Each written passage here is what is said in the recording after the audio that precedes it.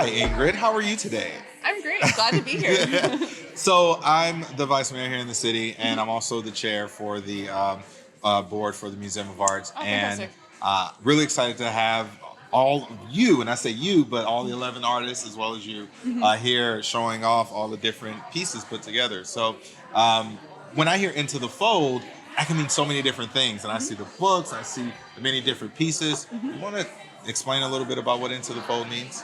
Absolutely. Actually, we took a long time to sort of figure out what we wanted to call this exhibition. We knew that we wanted it to feature existent books, which is our artist book publishing project that we have been working on since 2015.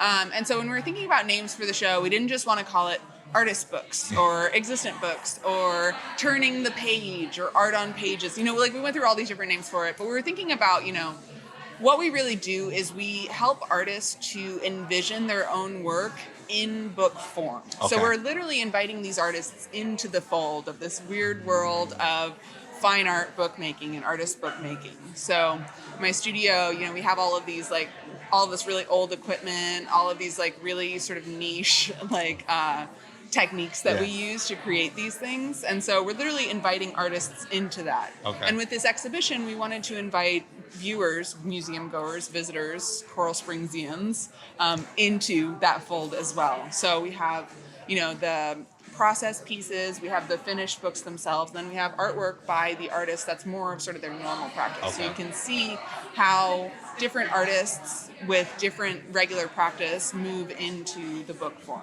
Okay. So with the book form, and for me, I'm not really in the artist world. I am learning every day. I respect the arts. I think what folks like you do every day is incredible. I think it's to see the world and see something and make something out of it is really an amazing gift. So when it comes to books, usually you just think book and it's examples of someone's artwork. But here, when you look at these different books, the books themselves are art, right? I saw one there. The cover was made out of the book was like a CD case, and then there was a cover for it that was a hard container, and I was just I didn't even think of that.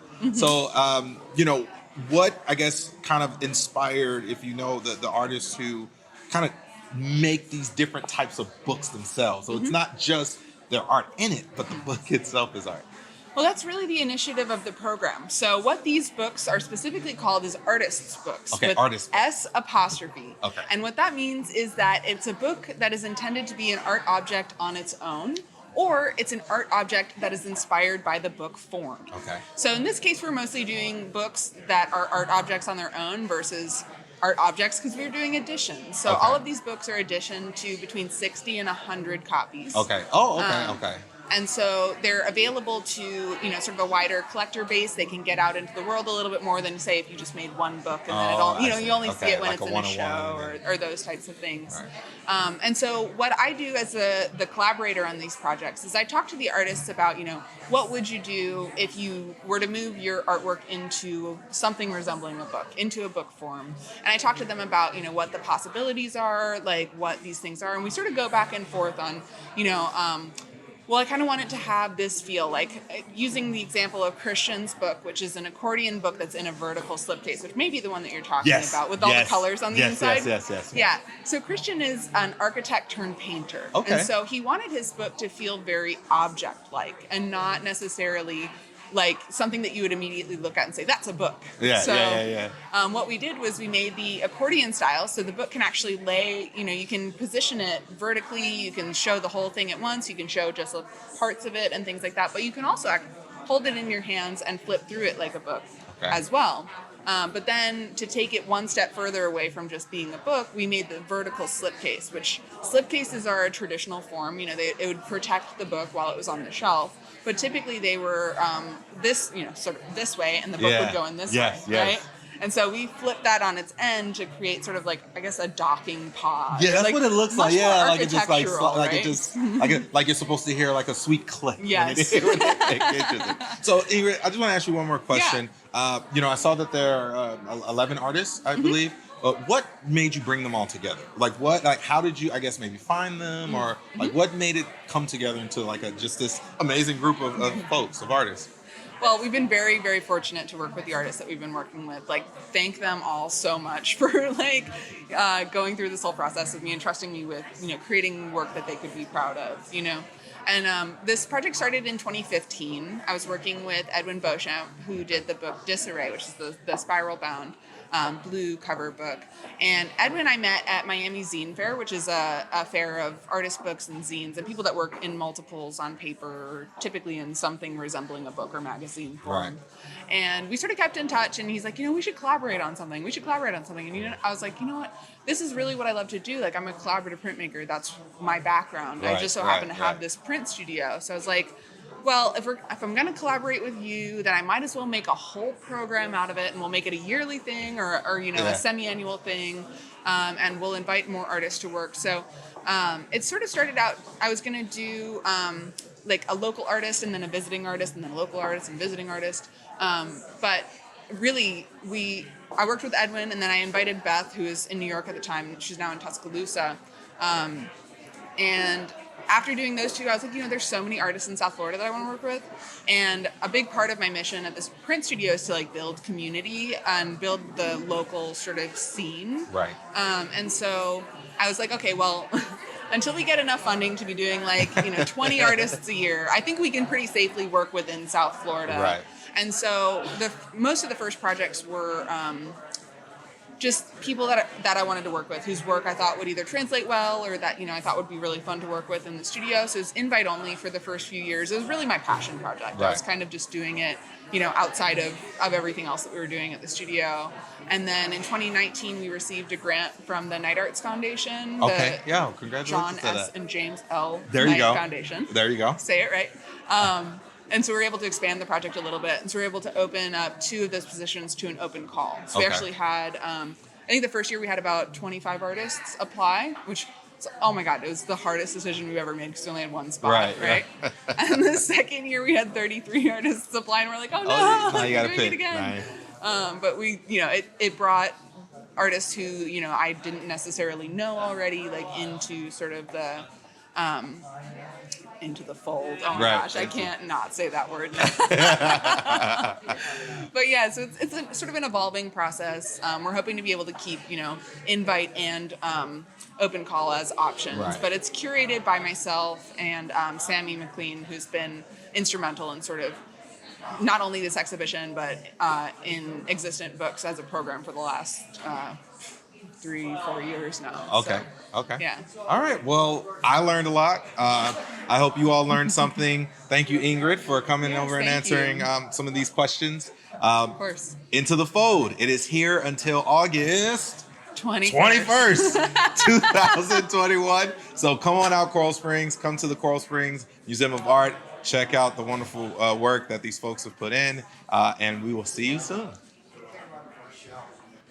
Hello, and we are here at Into the Fold. I am Elisa DiBattista, and this is Jen Clay. And we are 2 of the artists featured here at this wonderful exhibit by IS Projects, and we are going to ask an artist a question. So, Jen, how's it been? Oh, it's been good. It's been good. Quite some time. You currently have an art studio at Untitled Arts. How has it been working during the pandemic for you? It's been wonderful. I have air conditioning. Humble brag. In the hot summer sun, absolutely. I've been working from home and outside in the backyard. If it rains, you have to bring stuff inside, move furniture around. But I feel like you probably eat healthy. Make it work. Yeah. I've been eating a lot of Shake Shack. I mean, takeout isn't bad during the pandemic, I'll admit. Takeout. So that's pretty good to know that you still go to the Untitled Arts and you're able to work within your studio. Yeah. How about for me? Do you have a question?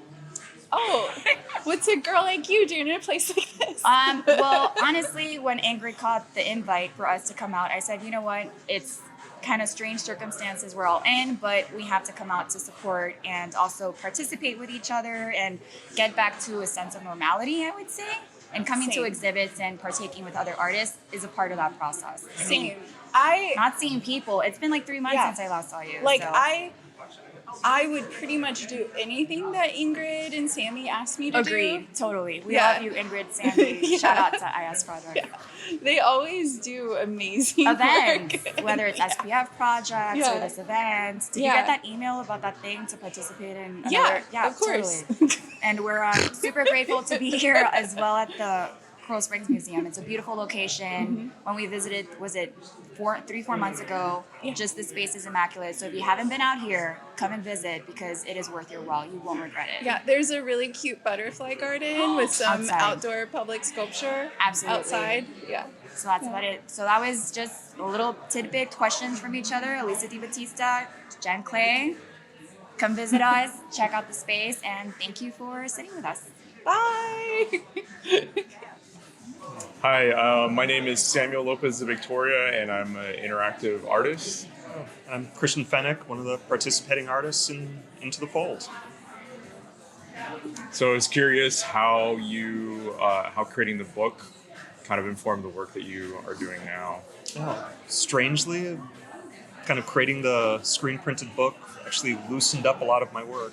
I started to add in more printmaking techniques, mostly through stenciling, so I can still use paint, because ink is black magic and very difficult to work with as a painter. But I started to work in a lot of fritting patterns and kind of other textural elements that normally were not in my work beforehand. So, and I'm also starting to do more sculptural elements, because the book that I did is fairly sculptural in nature. In itself. So do you want to pursue more of kind of like what you did in the book, that sculptural aspect? Or Definitely, but at different scales. Yeah. I've been thinking about doing a sculptural, kind of like a full-size sculpture version of portions of the book, actually. That would be awesome. So, Yeah. it would be great. And so, what other aspects of the printmaking process are, like you mentioned about how ink works differently than paint? Ink is changes over time, much different than paint does. With paint, you have much more direct control over it. You can mix it, and as soon as it dries, it's pretty much it. Paint, with the ink, when we were doing the book, would change color overnight, sometimes in a couple of days, sometimes within minutes. It would change opacities. It was, again, just black magic. So it was crazy. But I actually made a couple screens that I'm starting to screen print some elements as well. Cool. That's awesome. So it's getting in there. It's been a great experience. Oh, cool. Yay. Good enough. So, my name is Joanne Circle, and I'm from Vancouver Island, visiting my friend Sharon Jacobs. She was kind enough to bring me tonight to see this exhibit, and I'm so glad that she introduced me to you, Michelle. Thank you, Joanne. Me too. I'm Michelle A.M. Miller. I'm from West Palm Beach, Florida, and I am thrilled to be a part of this exhibition. It's really quite beautiful and stunning, and informative too. Yeah, very. Yeah. Very. What's your question, Joanne? Do you see any difference between life and death? Oh my goodness.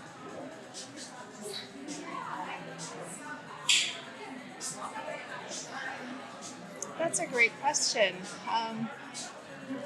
I might not. I actually happen to be a pretty spiritual, metaphysical person. I think we are creatures of energy and light, and I think that everything is interconnected, and we transform from one form to another when we pass. So I think that we just change states. And how does that inform working with materials and working with the material world? Oh, nice. So I not so recently, changed my materials because I started thinking more deeply about those connections and interconnections. And so I forged ahead with drawing and simpler materials more handmade materials, recycled and regenerative materials and processes.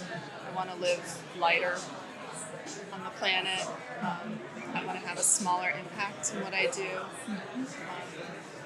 I'd like to think that my work could be less heavy, less durable, because eventually it's all just going to evaporate anyway, right? Have you ever burned any of your books? Oh, yes. I have burned many things. We have a handy fire pit, and so I actually said a couple of years ago, I'd like my work to, if it were washed out to sea because of a hurricane or a natural disaster, would it cause harm or would it just disappear? And I thought, what if someone needed to burn my work for fuel to survive? What would that do to them? So these are things I do think about now that have changed and evolved with me over the years. And so I do think about those things, and I do burn work periodically, frequently. Excellent question. Thank you. Thank you so much. Thank you, Joanne. Thank you for your work and all of your sensibilities that you bring to us. Thank you. Thank you for coming. Oh, it is Yeah. wonderful. It's to see been you. like 18 years, 19 years, something like that. Since you moved here. Your kids were babies. Now they're how old? Well, they're That's my way, question. way grown up. I know. What Yeah. age? My daughter's 30, so there you have it. Oh, Yeah. wow. So the one question I want to ask you is, what kind of music do you listen to when you do your amazing, brilliant, stunning pieces of work? Thank you. You're welcome. I listen to NPR.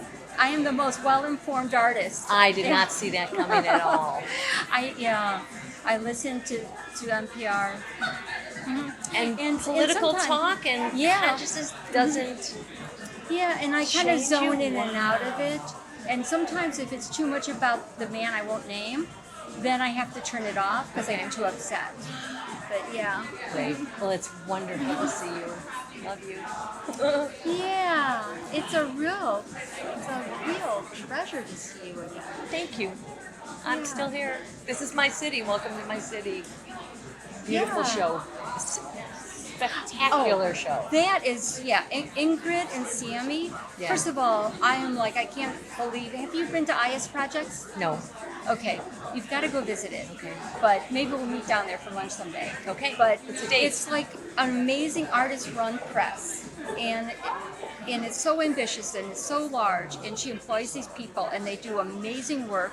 And then she writes grants, and this was through a Knight Foundation grant that the people got to make artist books. Right. And she helps them produce the books.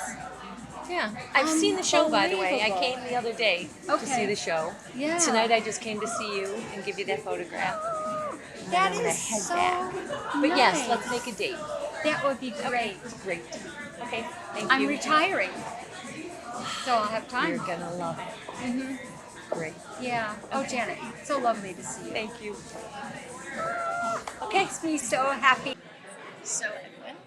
So Sammy. My first question is pretty basic because I actually have the least context on your book because it was the first one. So how did your book evolve? Like, basically, what's your book about? It's just the way of me visually conveying disarray with illustration, because illustration is a big part of my practice as an artist, graphic designer, and when I was speaking to Ingrid and we were kind of like figuring out how to approach this, I wanted to approach it with a medium that took advantage of the silk screening process. The letterpress process, like with all the grooves and stuff. So I wanted to provide subject matter that invited you to kind of touch and like interact with the piece as much as possible. Okay. In such a simple manner. Yeah. And when you say disarray, you mean like the concept of disarray, or is that an existing project or theme that you've worked No, with? concept of this way. Nice. And then what sort of like context did you have in print making and book arts going into it? The collaboration. In terms of the collaboration with myself and Ingrid? Yeah. Well, I've known Ingrid for a while prior. We were basically in the same scene in terms of like the zine fair stuff and like the artist book stuff, how it was growing in prominence in Miami. So, she's known my work for a while, so she wanted to enlist me in terms of like the first book featured artist, I guess. Does that answer your question? Or? Had you done any printmaking before? I've done zines. Zines, okay. Yes. And how does it feel being the first artist to see sort of like how it's evolved since then? Feels pretty good.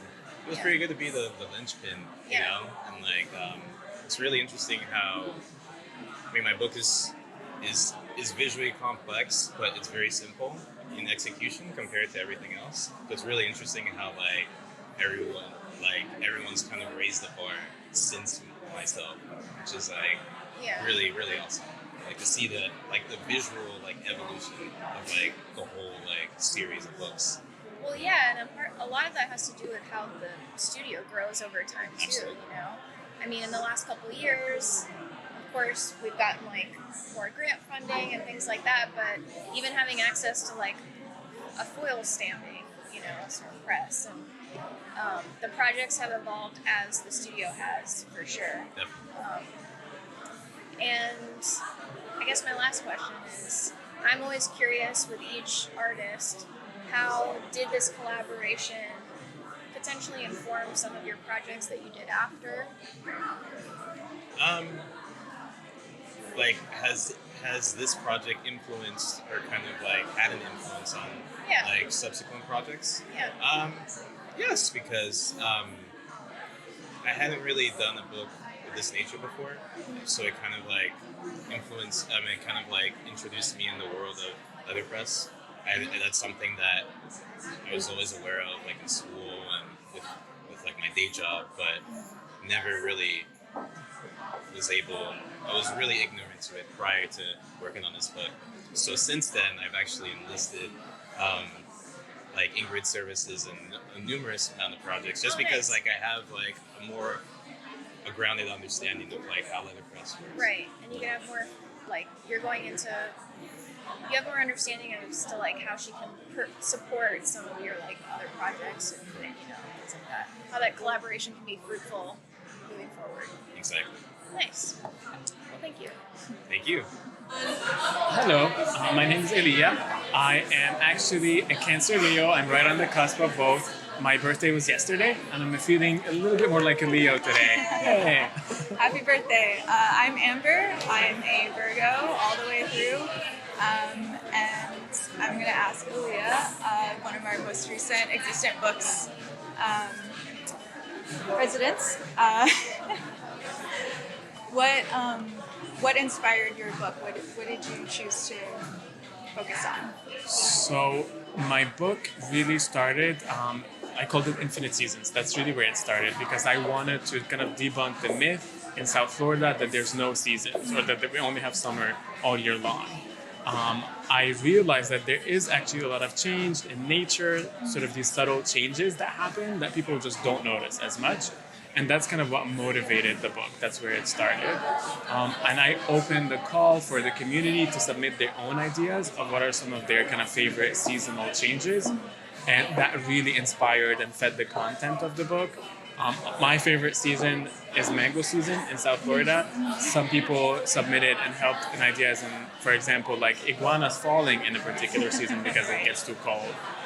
Or sulfur butterflies, things that we might not be aware of, but they're always around us. So yeah. Personally, I prefer the falling iguana season because we're not in the sweltering heat, and not dealing with hurricanes and all of that fun stuff. So what mediums do you usually like to prefer to work in? So honestly, like through this residency, I fell in love more with book arts. I've always loved books to read and just as an object itself, not just to read, but as an artist object, a three-dimensional object that people use in different ways. So I have to say one of my favorite mediums is book arts, print and paper. But I'm also kind of really multidisciplinary, I guess. I use a lot of different things. I paint with mixed media, I use photography in my work, and I recently got into ceramics, pottery on the wheel, and it all really feeds into each other. Right. But today we're celebrating the book. Yeah. Absolutely. And what's like a tool that you absolutely cannot work without, or something in your studio that you have to have with you at all times? I think in terms of things in my studio, it's important for me to have my dog around. It's just like my best friend that really helps me, supports me, and roots for me. What's your dog's name? Tokume. She's a Schnauzer. And I found her in a rescue. And tokume is a Japanese word that means a gift that you find. Oh, that's so cute. Yeah, so that's tokume. I think she likes art. She kind of chills when I'm making art. Otherwise, the connection to nature is really important for me. Like, I like to use live objects around me. So when I was working on this book, I had fruits, I had mangoes, I had dragon fruit, I had pineapples next to me, like the actual fruits. Yeah. And I don't know, something about the vibe, something about like seeing it there inspires me to translate it into art making as well. And then otherwise, painting, paintbrushes, a lot of geometrical tools. I focused on circles a lot in this last project, in Infinite Seasons. So I had a lot of compasses and stencils to make circles, and I really enjoyed that. Do you usually use a lot of like shapes and geometry in your work? So that was really inspired by the pottery, right? Using the wheel on this circle that creates these objects really intrigued me, and so it translated into the world of books that there's a circle on every page of the book. Wow. Yeah, and I feel like it's a spiritual symbol, like the circle, infinity. Circle of life. Exactly, circle of life. It's kind of calming to look at circles too, out of all the shapes, specifically for me. Right. What's your favorite shape? Oh man, it's not a thing I really ever thought of. I mean, circle's a good one. I would say also triangles. Yeah, triangles are good. Not to like go the like Delta Illuminati, triangle. but you know. Yeah, Illuminati, it's all good here. Yeah. Hi. How you doing? How are you doing today? I'm doing fine. Great. So we got to work last year on your artist book, which is up for display at the show today. Yes. What part of the process did you find most rewarding when you were making your book last year? Just, well, it's not just, I mean, because so many pages are different, there's different things happening there. So what you did was help resolve format so much, so to speak, because I had a couple ideas about whether it was going to be square or that landscape that I ended up choosing, and I like the landscape. Yeah, it works really well with your photography. And so, just to be able to have a conversation to get an idea of what was actually possible and then doing it. Yeah. Great. And okay, I do have another question. You work through so many mediums. Like, are you able to channel all of them at the same time, or do you feel like you delve into? I don't. I just work according to my needs.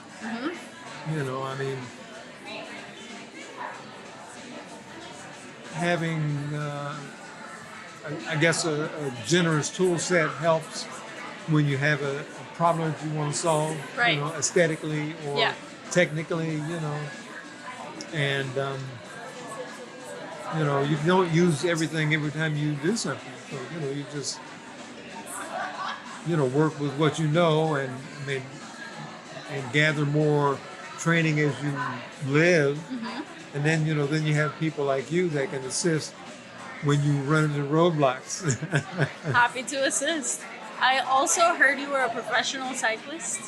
No, I was never a professional. I used to race, but it was amateur. Used to race. Amateur. Okay, amateur. cool. I am an avid cyclist as well, so cool. I really love the piece that you worked on this year with the gold leaf. that you started screen printing at the studio. Right. I hadn't seen the finished result, so seeing it come together was really nice. Yeah, I started that in Anderson Ranch. Where is that? That's Snowmass, Colorado. Okay, cool. Was part of the residency with the Oolite Arts. Oh, down great. Okay. Over Miami Beach. And my father died while I was there and working during the time I was working on that print. So, I brought it back home with me and then asked you to complete it for me. I gave you all the information for the colors and That stuff. was just this year. Right. Wow, I'm so sorry. Thank you. And it just honestly provides like an entire other 50 layers of context also Right. to it. And then, I've been trying to do these things, collage pieces. And so even with the screen print, which that's a screen print, that there's a collage element. So I've been trying to continue adding those kinds of things. And we're on another print now with a collage element. Awesome. I'm excited to see it. Cool.